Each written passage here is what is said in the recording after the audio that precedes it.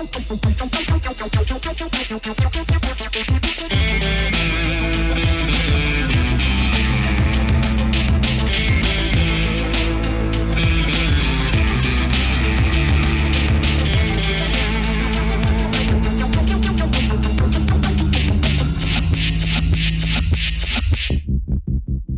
this episode, we talk to Madam Barry of Glitchberry.com.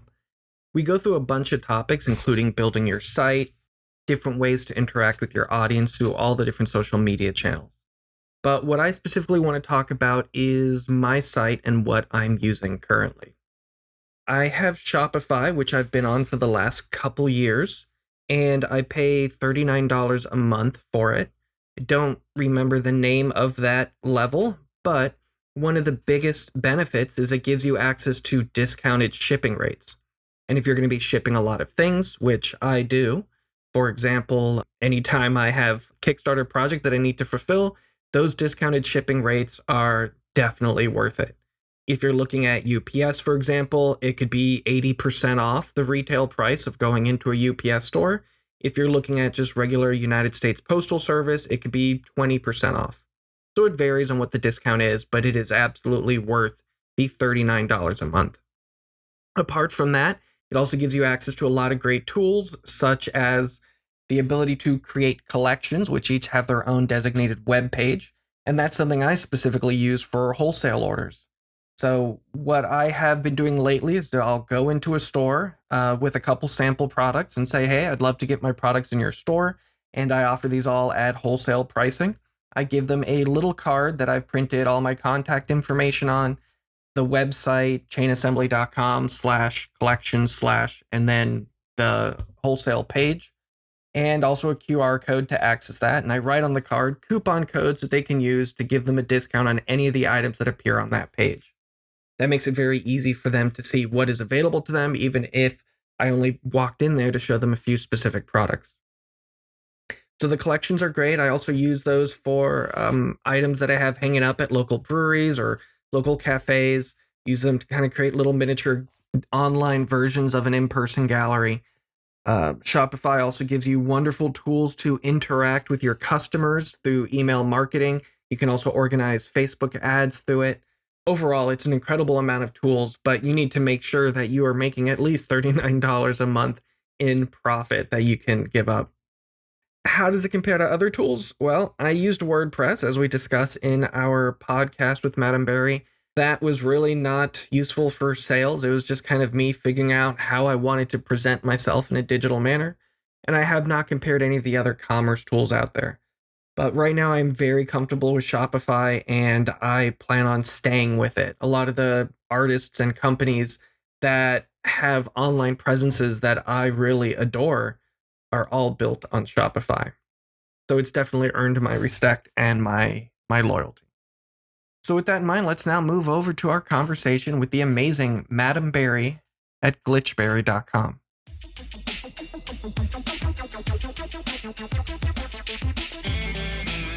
I am joined today by Madam Barry, or Barry for short. Madam Barry, I found through TikTok. Initially, I was browsing TikTok just to see information about people who use Clip Studio Paint, and I believe that's probably how I first came across some of your videos. And I know you did a lot of art under the name Madam Barry for a while and recently switched over to Glitchberry. But your stuff is amazing, and I feel like you and I are pretty similar in that we're really into making products out of our art and not just selling the art as its own thing. So thank you so much for spending time to talk to me, and hopefully we have a pretty great conversation, which I know we will. It'll be our first conversation, so we had a little bit of practice going in. Yeah, thank you for having me. Awesome. So why don't you tell me a bit about, give me a quick description of where your business started, where you are now. Yeah, so like you said, I'm Madam Barry. So I started in the game development industry, and I was working as a freelance like pixel art animator and illustrator in the game industry, and also working on my own games for a while. Burnt out super hard in 2018 and was like, I don't know if this industry is for me. So I started painting instead. because that was just what was bringing me joy at the moment. And I started selling my paintings, and I slowly, very gradually shifted to a more product based kind of brand. And I'm selling a lot less original art now and a lot more kind of collectibles like keychains, pins, and stuff like that. Awesome. Can you describe to me what burnout was for you? So for me, it felt like every time I was using Construct 2 at the time to make my games. Every time I would open that program, I would just feel this like pit of like almost sickness. It was like this almost existential dread, even just thinking about opening the program and working in it.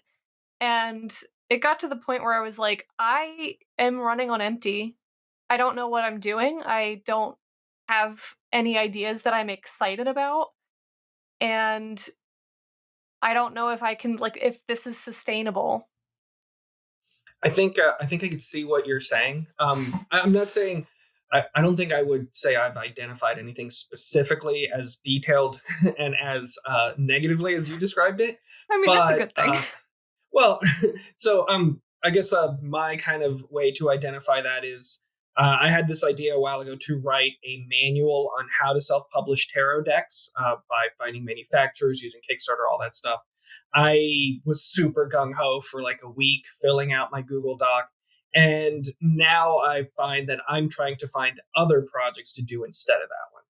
So, um, do you feel like when you give yourself a timeline or give yourself a goal, it causes you to procrastinate? I don't know if you have any correlation between arbitrarily set goals and how much work you complete to reach that goal.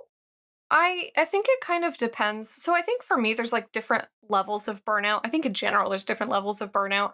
When it happened in 2018, when I was doing games, it was like just done. Nothing that I could do, like no deadline that I could set, no like goal that I could set could bring me back up.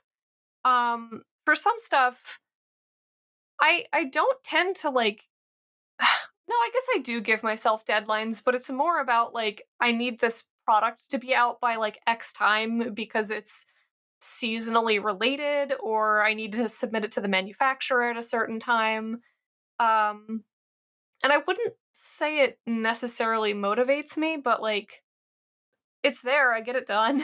I definitely get that sense from your art and your social media posts that I don't want to say lackadaisical, but it's very relaxed atmosphere that you've built for yourself when it comes to creating your art and releasing your products.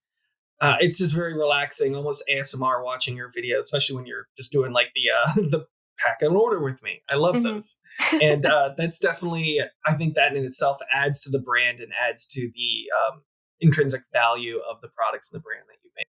Mhm. I think I work very spontaneously. Like I have an idea and I need to complete the idea because the instant I'm no longer excited about the idea, it's like, well, that's over. I can see that, yeah. So tell me a bit about the branding shift, because you recently went from Madam Berry to Glitchberry. What did that entail? What was difficult? What was easy? Well, I still personally go by Madam Berry, so it wasn't like a whole brand shift where like I'm changing my username on every website and, you know, everything is changing. It was more a comfort thing where as I transitioned away from making traditional art and very like personal paintings to more of the like collectible themed artwork, kind of like Y2K vaporwave themed artwork, it felt weirder and weirder to me to continue operating my store as Madame Berry. Like as that part felt more like a brand, it felt weirder to have this like specific personal honorific, like specifically the word madam in the name of the shop. So I was like, it's going to be a lot easier for me and feel a lot more comfortable for me if I continue going as Madame Berry online and I just own a brand. Okay. So I, yeah, that makes total sense. I follow every step of that. So what about logistically? What did that rebranding require? I mean, there was graphic changes. I opened new social media accounts on Twitter and Instagram. I have not changed my TikTok over yet. I'm literally still like deciding whether or not I want to change my name on TikTok to shop Glitchberry, because Glitchberry is taken everywhere. So I've used shop Glitchberry on Twitter and Instagram. I don't know about TikTok. That's still up in the air. But it was kind of scary starting over social media effectively from zero. But there's a little bit more comfort in the fact that I am still operating my personal social medias on Twitter and Instagram, and I can cross promote over there. So it was like social media I created, new graphics and everything, and then the new website. So the new website's a great thing to bring up because I think it looks gorgeous. And I know you recently switched to Shopify from WooCommerce. Tell me how that shift was different. Was there something that you expected to be in Shopify that wasn't there, or vice versa? I think I expected Shopify to be easier to set up because it's so popular and so many people use it. But I was on support, or I was on chat with support like 3 days out of every single week when I was setting this up. I was like, hey, why are my shipping settings weird? Hey, why is the address in my billing address settings that two people have told me will be private and never shown publicly? Why is that showing in like 5 different public places? Please help. I do remember seeing that TikTok video about that. And I remember thinking, oh, I should double check that on my store. I still have not double checked that. Oh, I ended up taking that video down because it ended up getting a lot more negative attention than I was intending.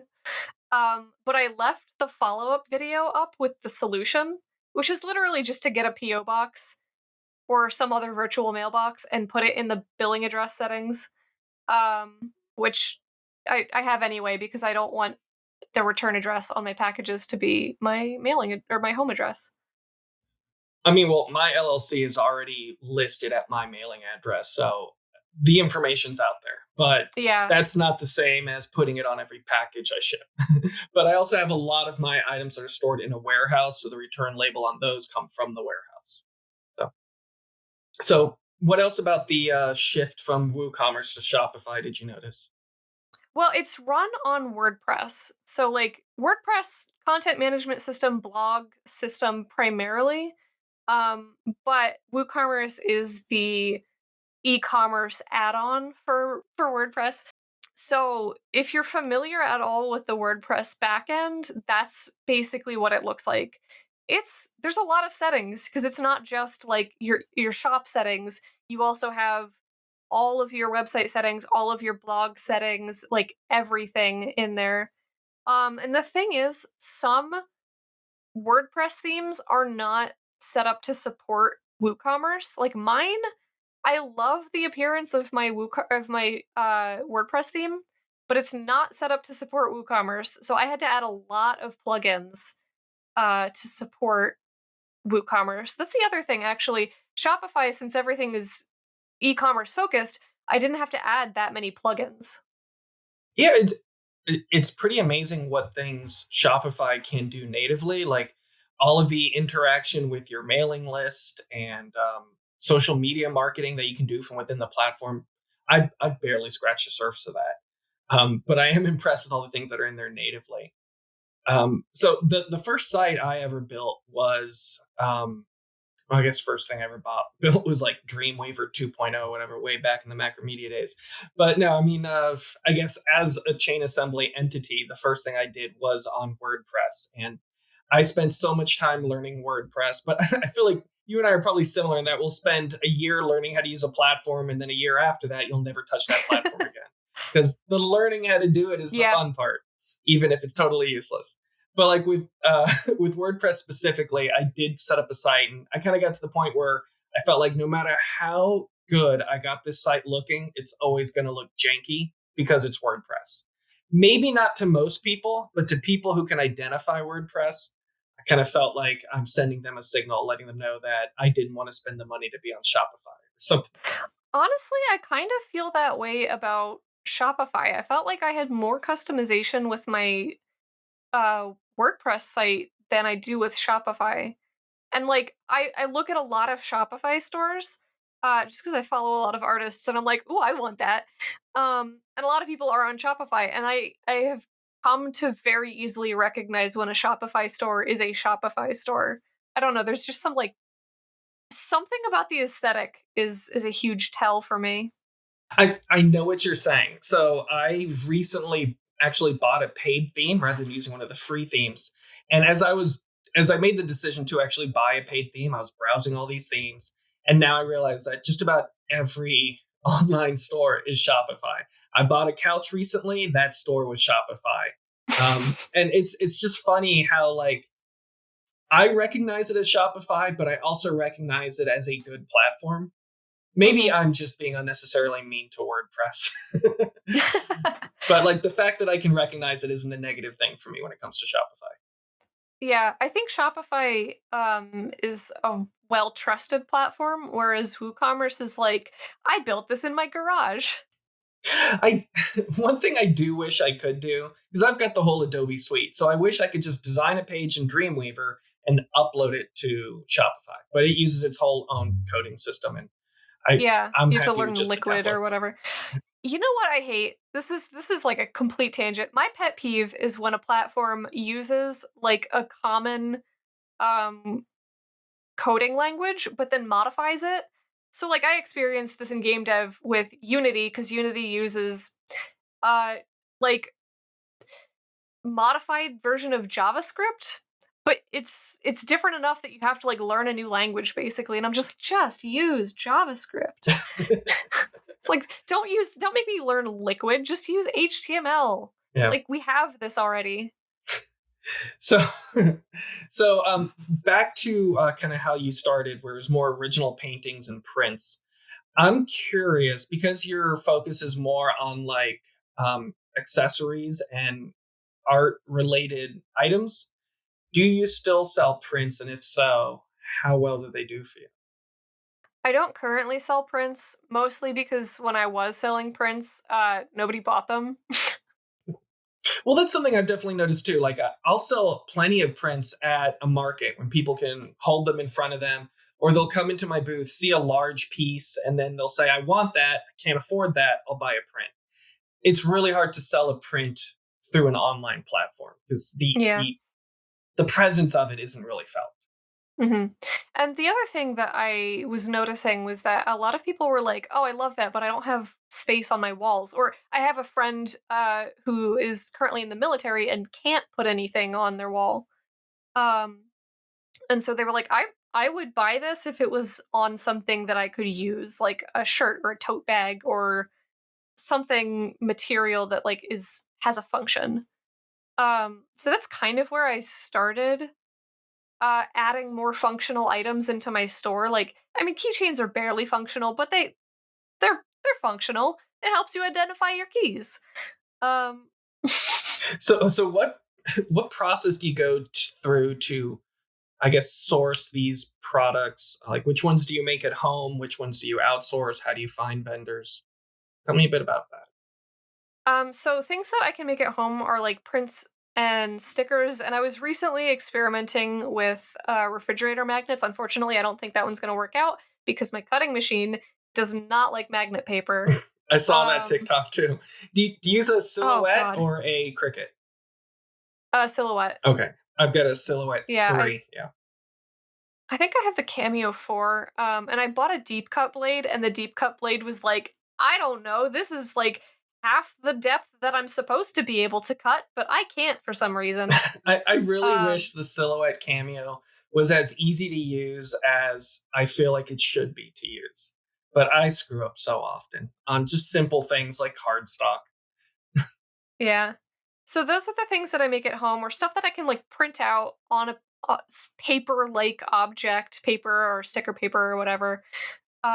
For everything else, pretty much, I either go print on demand for my apparel, or I outsource through a company like Vograce, or I've joined some group orders for other companies. Group orders are great if you're just getting started because you can submit a small quantity of items and not have to worry about like the $30 shipping charge from China because you're splitting that $30 shipping charge with like 7 other people. Wow, $30 sounds like a very desirable price from the things that I'm getting ordered from China.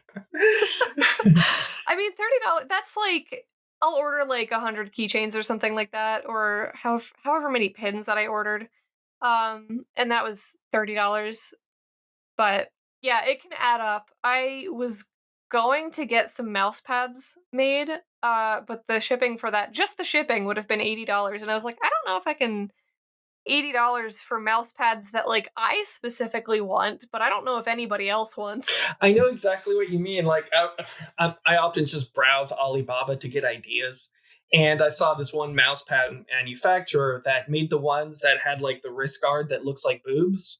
And I was like, Yeah, that's those are the ones I was gonna get. yeah. And so I was like, oh man, I could probably sell 10 of these, but like the minimum order quantity is 100. And like, there's no way I'd be able to sell 100. So I did reach out to another artist who does also like thick women art and to see if he'd want to be a part of that. And he's like, not at this time. So I basically just kind of ignore that. So maybe you and I will do an order together so that we don't have to do as much. Yeah.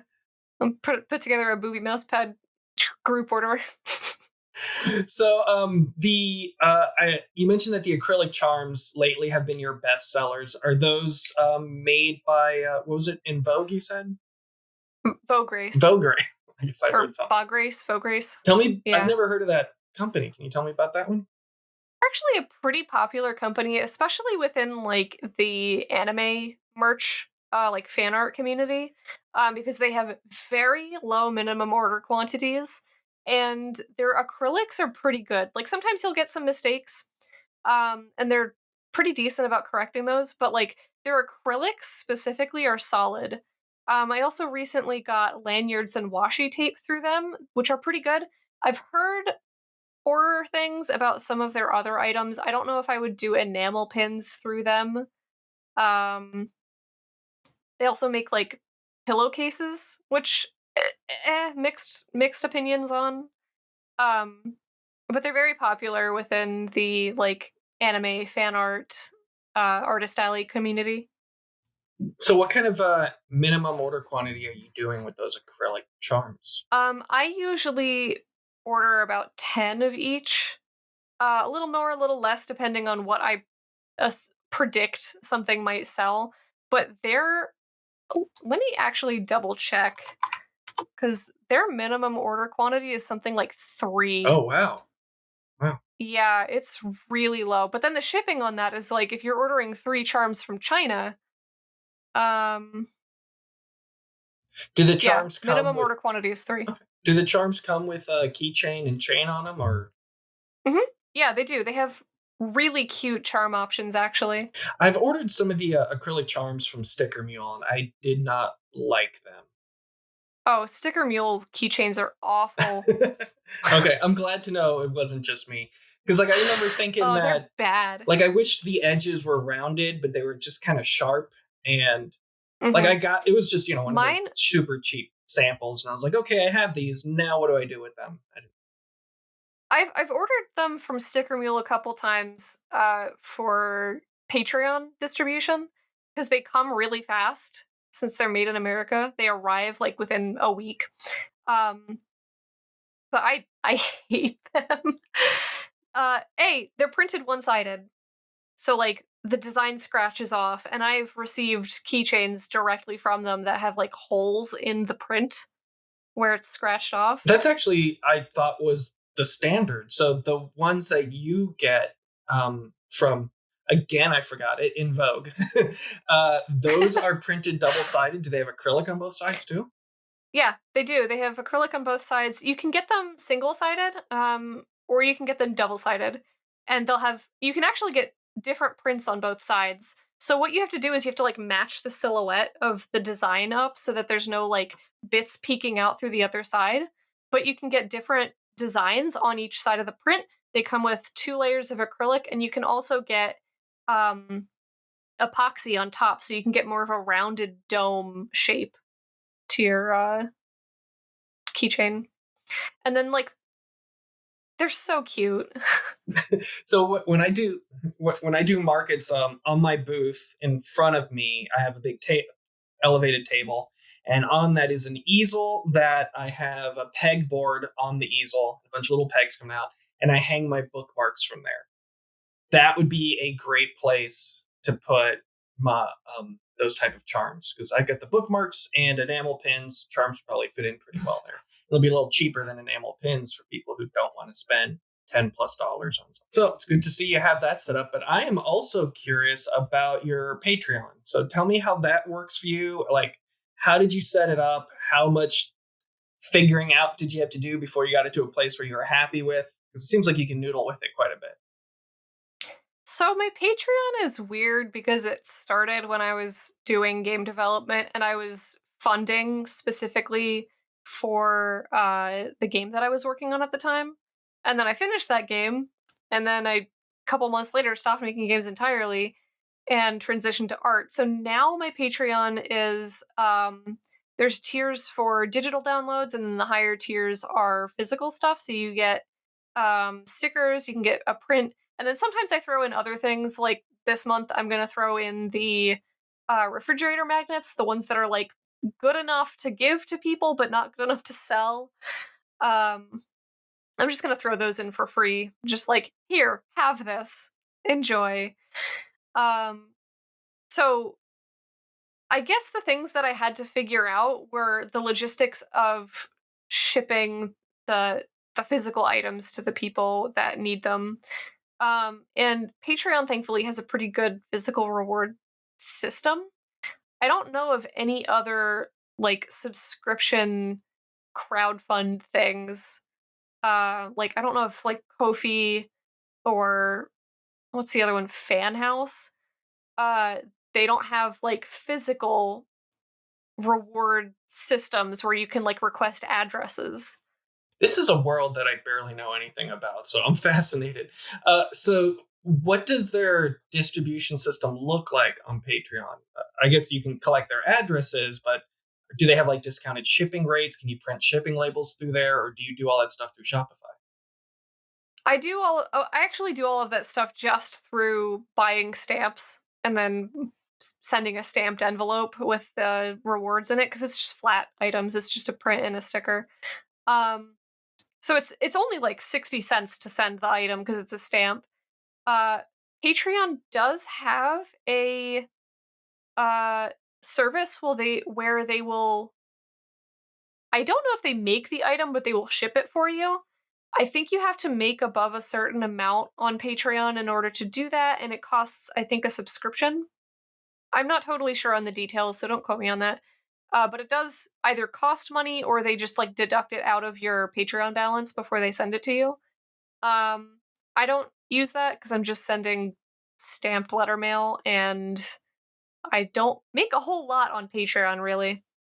Do you feel that it's easy to retain a brand on Patreon, or do you feel like you get kind of lumped in with other Patreon creators on the platform?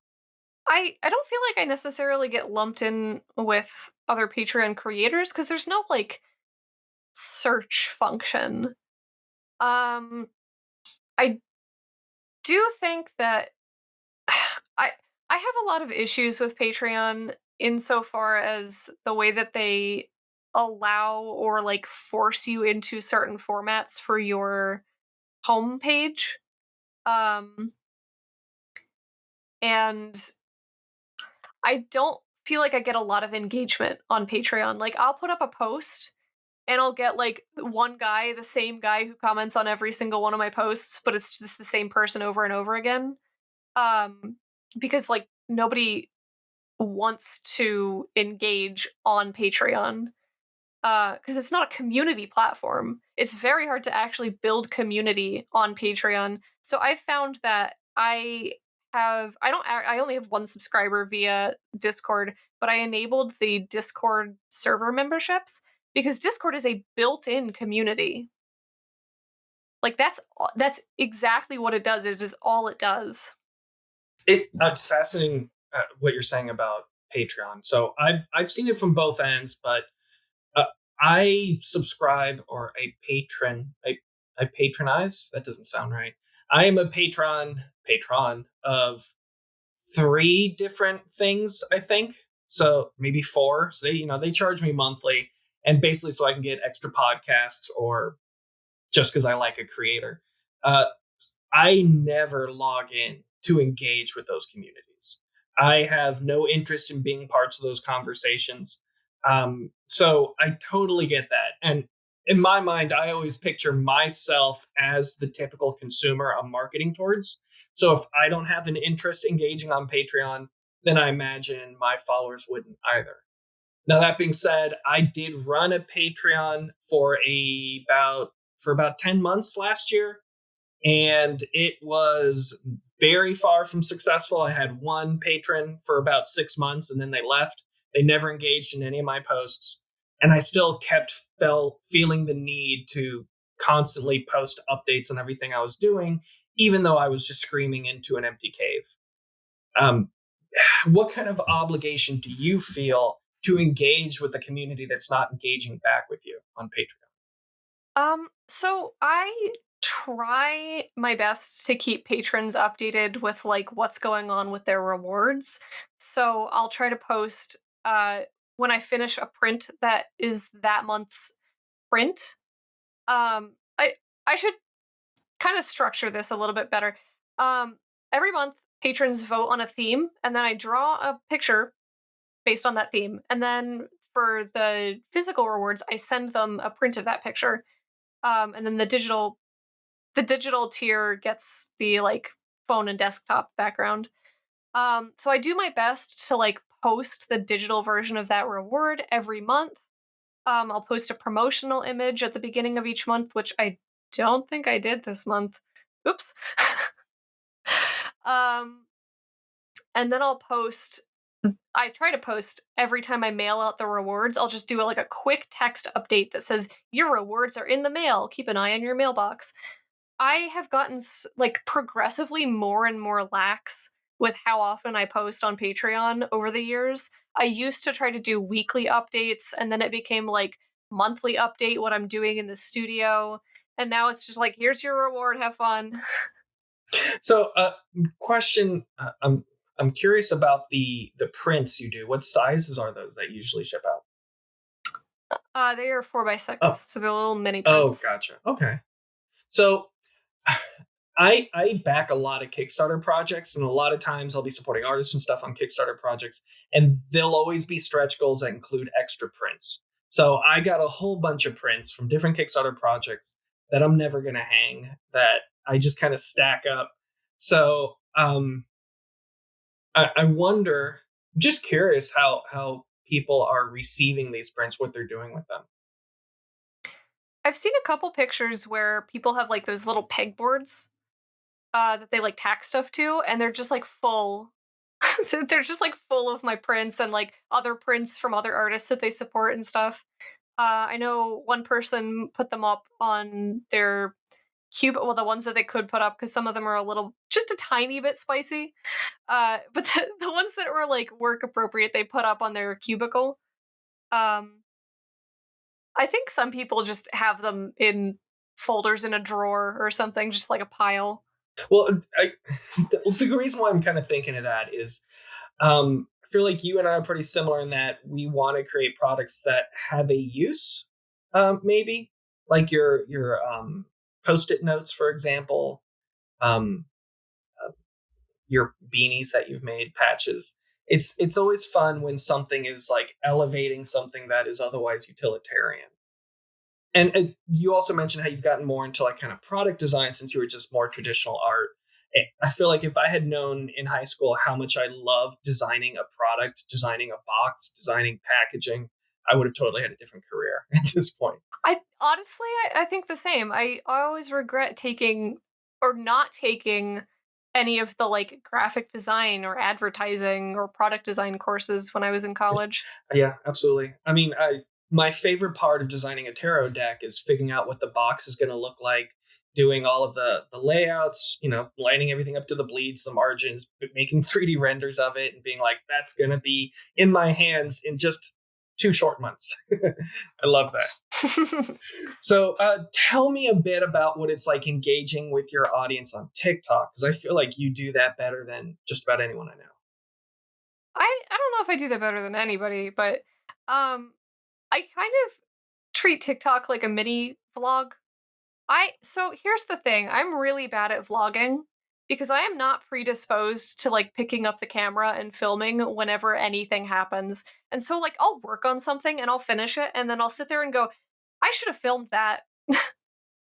But with TikTok it's a lot easier because I can just pick up my phone. So every time I have like a thought, I'm kind of just like, let me record that to my camera roll, and if I feel like it's a good enough thought, maybe I'll edit it and post it. I do enjoy replying to comments. I like talking, but in the like introverted way. Like on my own time. I'll just tippy tappy type. Starting the conversation is tough, but engaging in it once it's begun is really fun and easy.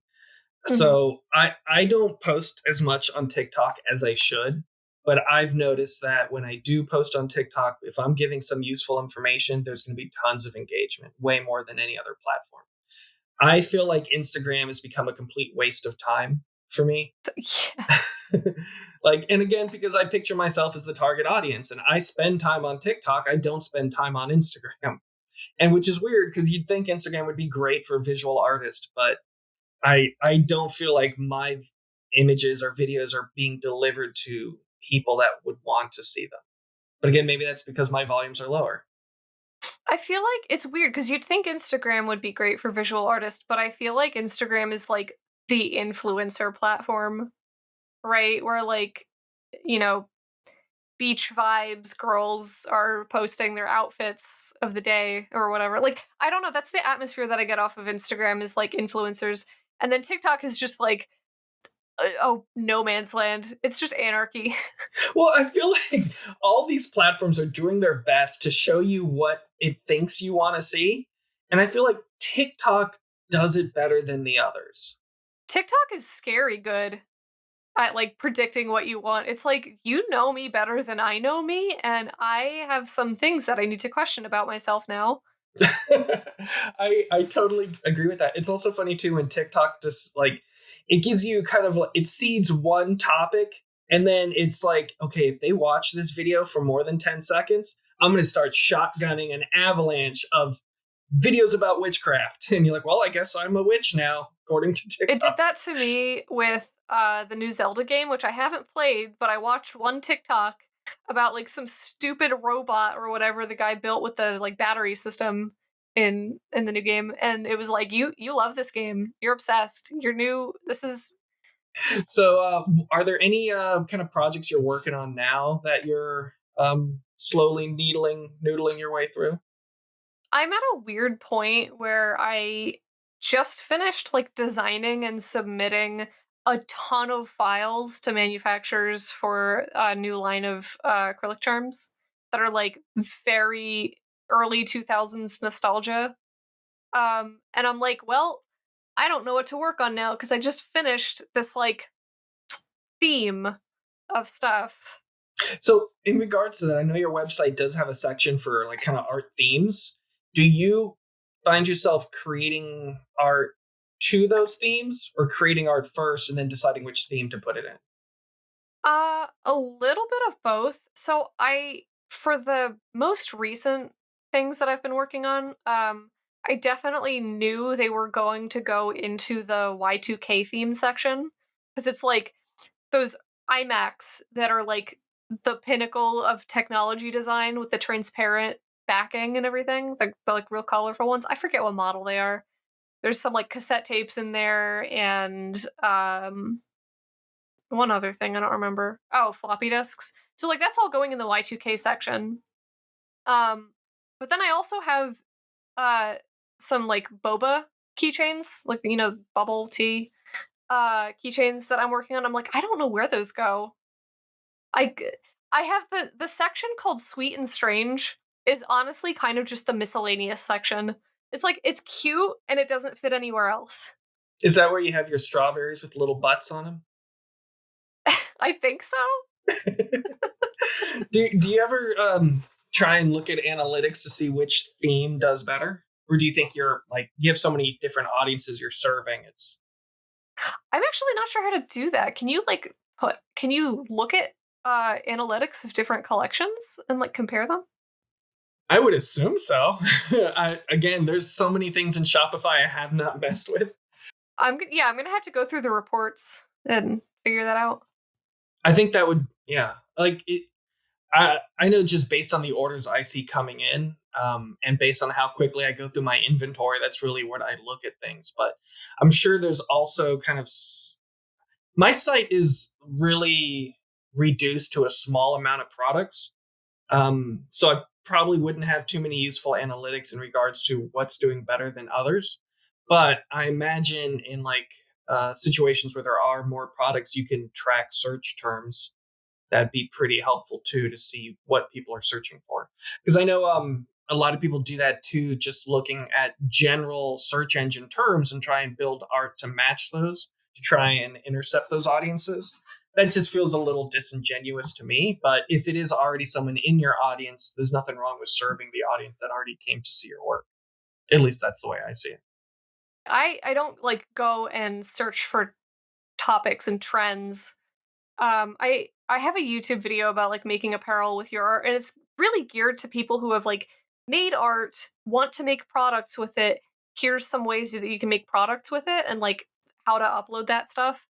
And I got a comment on it that was like, how do you like determine what trends you're going to make art for? And I'm just like, I don't. I make stuff. Yeah, I make stuff that I'm interested in, and if I'm interested in it, I assume somebody else is. I go by the exact same logic. If I think it's cool, someone else will. And my mom does not understand that logic at all. She's like, you need to paint more beaches, do more pretty stuff. You're in Florida. Paint seashells and mermaids. I'm just sick of the mermaids around here. Every artist has mermaid stuff in Florida, and it's a lot. I can imagine. There's a artist that I watch on YouTube called like Rafi is Here Studios or something. I think they used to live in Florida, but they moved, and they had the exact same commentary. It's like everything is beaches. Speaking of that, what do you do to find new audience members? Or do you think they find you? And if so, how do you think they're most likely to find you? I so I take a kind of like content approach to that. So I'm on YouTube, I'm on TikTok, I'm on Instagram technically. But especially for YouTube and TikTok, both of those are very like search based kind of. So people are looking for stuff. I remember seeing a headline where more people, like more of Gen Z is using TikTok as a search engine than Google. So like people are looking stuff up on these different platforms. So I, especially on YouTube, try to target search. And hope that like people who are looking for ways to do this, XYZ will see my videos, and then like it's kind of like the content funnel. Like they discover me, and then we chat in either like the YouTube comments, or they can join my Discord channel. And then I have community nurturing where we chat in Discord, I stream. Yeah, I think that's kind of the way that I approach finding an audience. I don't do things like paid ads or anything, mostly because I've tried and it never has gone anywhere. Interesting. So I guess your approach is you engage first, and if it turns into a sale, that would be great. Yeah, kind of. Okay. So it's funny, a couple things you brought up I'd want to touch on. First off, I totally agree with what you said about Gen Z. I think I'm a millennial. I don't know the rules. But my wife and I, anytime we have a question like, oh, how do you change an anode rod in our water heater? Or can you make a café con leche flavored tres leches? We're not going to look on Google for that. We're going to look on TikTok. Because if we do find a recipe on Google or through a website, we're gonna have to read through someone's like 3-page essay about growing up in just outside the outskirts of Havana before they actually get to the recipe. While on TikTok, Somebody's literal existential crisis. yeah, that led to them learning how to make a sugar cookie. And it's like on TikTok, you're going to actually get the recipe within 3 minutes. So I totally identify with that statement you were saying. Regarding advertising, I have got some limited experience with advertising because I run a lot of Kickstarter projects. A lot of times I will do a Facebook ad if I need to. And I've never put more than $50 into a Facebook ad. But what's nice is with Kickstarter, you can have a specific link to your project that you can tie into that Facebook ad. And just about every time, if I put $50 into an ad, it'll translate to over $50 worth of pledges. So nothing crazy, maybe $100 in pledges, but it's really nice seeing that that is actually actionable, how many people are clicking that, and then how many people are converting that into a pledge to a Kickstarter project. So I think I have seen it is definitely valuable, but it's really only valuable, at least from my experience, if it is a very niche product I'm trying to advertise, like a horror themed tarot deck. If I had something that was like way more global appeal, I would need to put way more than $50 into a Facebook ad, I'm sure. I've also tried a platform called Bidvertiser, which I was told to use because it allows you to advertise things that have more adult and erotic themed art, which I had my Facebook marketing account completely shut down because I submitted an ad for my erotic tarot deck.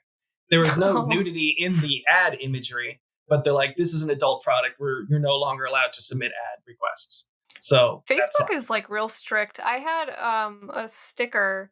So I had a Facebook page that was linked to my Instagram so that I could tag products in Instagram. And I had a sticker that was like just a drawing of a woman holding a little dagger. And Facebook was like, this is violence. Okay. So tell me a bit about the Discord interaction.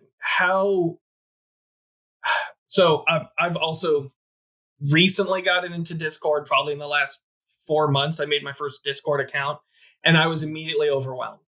But I think I think it's just because like the communities I've gone into are huge. And what does your Discord channel, server, whatever you call it, look like? So I can see how many people. So I have like 130 members in the Discord. So like in the grand scheme of things, it's a pretty small Discord. And like the community is pretty tight, but I get people sometimes from like my YouTube videos or from my streams who have discovered me on YouTube or Twitch. And then I have like the link in bio so that they can join the Discord and we kind of end up chatting there. I've structured my Discord so that there's like 2 sections. There's like a creative section and a community section. And the creative section has like all of the different I guess mediums. And then the community section is just like random topics that we tend to talk about a lot. So I find that if a certain topic tends to come up a lot, I'll make a new channel for it so that it's not spamming the general chat all the time. But it's kind of just a little community space. That's cool that you were able to bring all those people together without necessarily needing the intent to sell things, but still growing that organic camaraderie. Mm-hmm. And then I have 2 things that I've set up. I have a notification squad. So it's this opt-in role that you can click a button to opt into it. And there's a channel called Barry Does Things that every time I like go live on Twitch or I post a YouTube video or I post a Instagram post thing, it will say like at notification squad, here's a link to the thing that I'm doing. So people can use that to get notified of new videos that I've posted. And then the other channel that I have is just a news channel where I manually post things.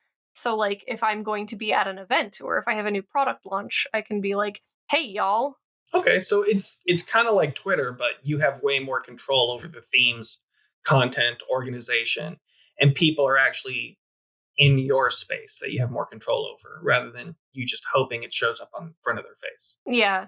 I will say it's you still don't have like total control because it's not something like a mailing list where if Discord shuts down, oh no, right? But like if your mailing list platform is like, we're shutting down in a month, you can export all of your emails or all of your contacts.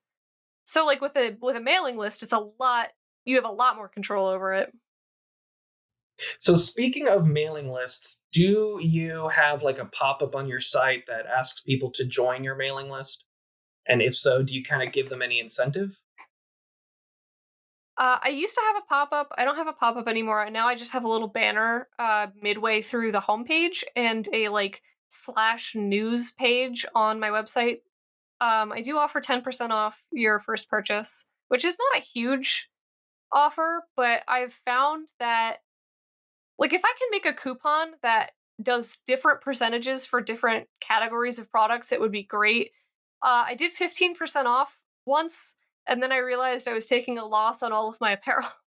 It's like I don't want to mark the apparel up so much that it's inaccessible, but at the same time, it makes it kind of hard to do a sale.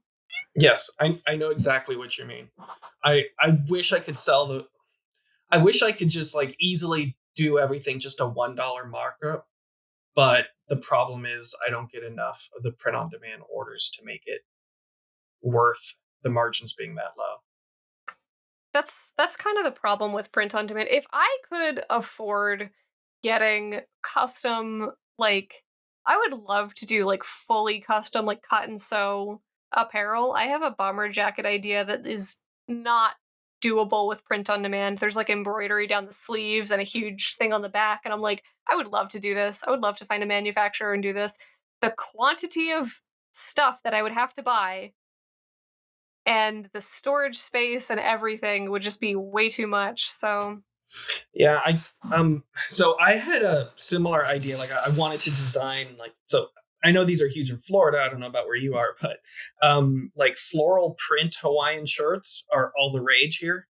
And so I had a few designs I did as dye sublimated baseball caps, and I wanted to do similar things as shirts. And kind of what I was looking into doing was just getting reams of fabric made, maybe from Spoonflower or somewhere overseas, and then having local tailors sew them together rather than doing it in like a sweatshop. But then we're looking at like $70 a shirt, and nobody would buy that. So that's kind of the struggle. So I also wanted to ask you a bit about taxes. How do you, in Ohio, where you are, I believe, do you have to pay sales tax, or how is that organized? yeah, so it's sales tax. It's thankfully it's based on the county that I live in, so I don't have to pay different rates for shipping around different places in Ohio.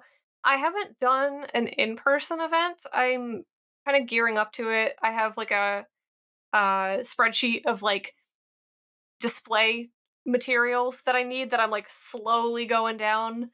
Um, but hopefully I'll be doing in-person events soon. So I don't know how that's going to work with like selling in another county if I'm going to have to open another like account for that. Um, I do love that Shopify will tell you if you're close to reaching Nexus in another state. Like that's one of my favorite features is that you have tax monitoring across the entire United States. I guess I haven't gotten close enough to worry about that. I haven't gotten any alerts from Shopify. Yeah, I haven't either, but it's really neat to just like look at. And it's reassuring too. In Florida, you don't have to pay sales tax if shipping is listed on, sorry, you have to pay sales tax on your sale, but you don't have to pay sales tax on the shipping price if it's a separate line item and you offer local pickup. So I had Hmm. to add local pickup as an option on my website, which I'm fine also just doing free local delivery if you're within 50 miles of me. So I have that as an option in the shipping section. But when I do my sales tax, I can't just like go to the sales tax section. I have to export all the orders. And then I have a spreadsheet where I import that data and it automatically just separates the product sale from the shipping sale. Because I don't want to be paying my 7% tax on $10 for shipping. So I have it all automated in spreadsheets. So I have all that stuff pulled out. I also so last year when I vended at Origins, I stupidly paid Florida sales tax for all the sales I made in Ohio, and I wish I could undo No. that. But because I did that, I normally in Florida for small business you only have to pay sales tax every quarter. But once you pay over $1,000 in sales tax, you then have to start paying monthly. So as a result of me accidentally paying too much for my Ohio sales, I now have to do sales tax every month. Not fun. Oh no. Yeah, I pay monthly. I think I can opt into quarterly, but it is so much easier for me to remember an event that happens more frequently. And it's been 3 months. I hope I remember to do the thing that I did 3 months ago. So I've gotten, I mean, yeah, I actually agree with that. The fact that I now do it monthly has forced me to be a bit more organized. So at the first of every month, I download all my sales from Shopify. I export all of my reporting from Wave, which is the accounting software I use. And then I have a spreadsheet where I wrote down in cells like step one, copy and paste this data. Step two, copy and paste this data. So I always follow that. Then it fills in all my numbers. And then step whatever 6 it is, there's a link. I click on it. It goes to my sales tax website. And then I copy all the stuff from the spreadsheet into there. So I make it very easy. And since I started that profit first system that I mentioned in our last meeting, I'm going to try and get that author on this podcast.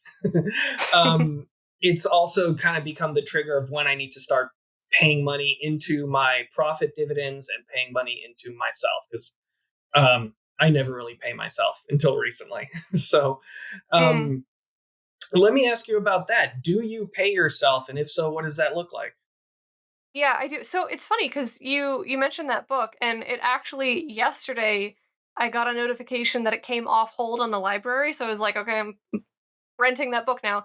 I'm about halfway through it, and it's funny because like I do a very pared down version of what he describes. So I don't have like 5 different accounts, but I do.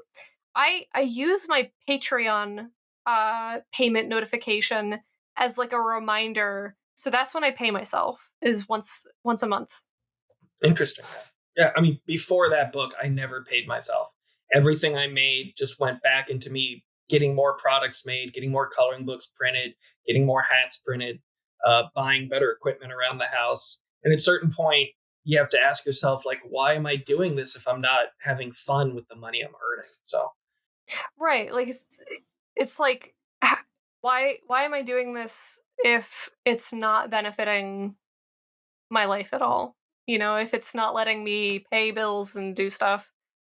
so I think on that note, that's probably a good place to end the conversation because we're both in the same boat where we could make money doing something probably more lucrative, but we just enjoy the process so much that we're artists.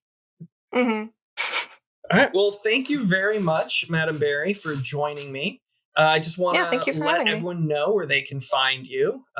So you are as Madam Barry on TikTok, Twitter, YouTube, at Madam Barry. And your website is glitchberry.com. I'm going to put all those links in the show notes. Is there any events coming up or anything specific you're excited about that you want people to take a look at? Not until August. I think in August, I don't remember the exact date. It's like mid to late August. I'm going to be vending at BizBaz at Home, which is a online convention. So it's like an online fandom convention.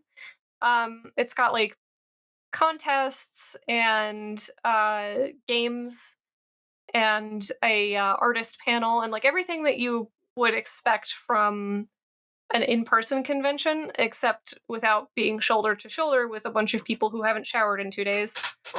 That sounds great. That sounds like a lot of fun. I'll definitely share that too when that happens and you have more details on it.